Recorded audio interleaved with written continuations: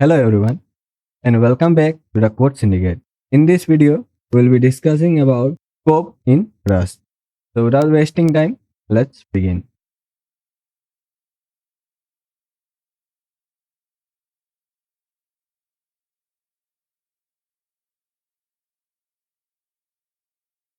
Here, we are creating a variable named num1 in this main function.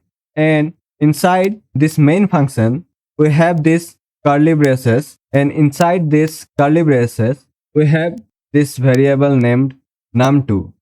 This collection of statements enclosed by these curly braces are called block in Rust. Now let's print both the numbers from inside of these curly braces.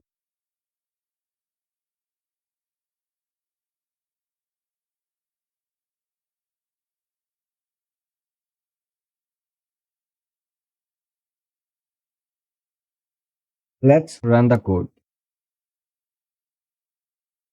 Perfect. Now let's move both of these print statement out of these curly braces. Let's run the code. Cannot find value num2 in this scope. Let's remove this statement and run this code again. Num is 5. Let's understand what is happening in this code. In this main function, we have this variable named num1.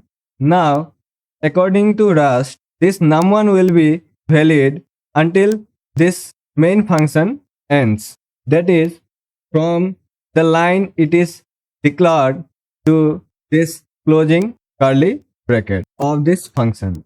The same thing happens with this code block as well.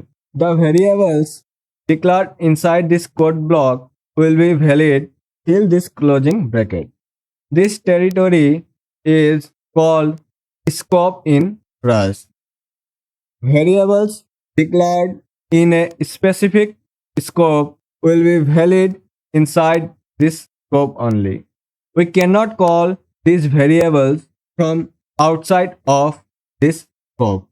This is the reason why we could not print num2 from outside of this block. Now, this num1 variable will be valid inside this pair of curly braces, which means this num1 variable will be also accessible from inside of this code block. And that we have seen this when we printed both num1 and num2 from inside of this scope. Now let's discuss about shadowing. As you know, this num1 can be accessed from this code block as well. But let's check what happens when we will have the variable inside this code block with the similar name to this num1. Here we have defined a variable with the same name as of this variable num1 and assigned the number 2 to this variable.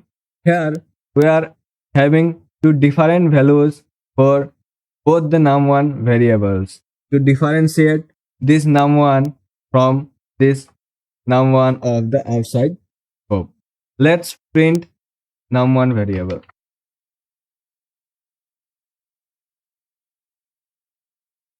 Let's run the code. First, let's ignore these warnings. If we look into the output, we have got 2, and this 2 is from this num1 variable that is inside of this inner scope. Here you can see this num1 from outside scope is ignored inside this inner scope. That is because we have also declared this num1 here. This is called shadowing in Rust. A global variable will be shadowed by the local variable of the same name inside of this scope.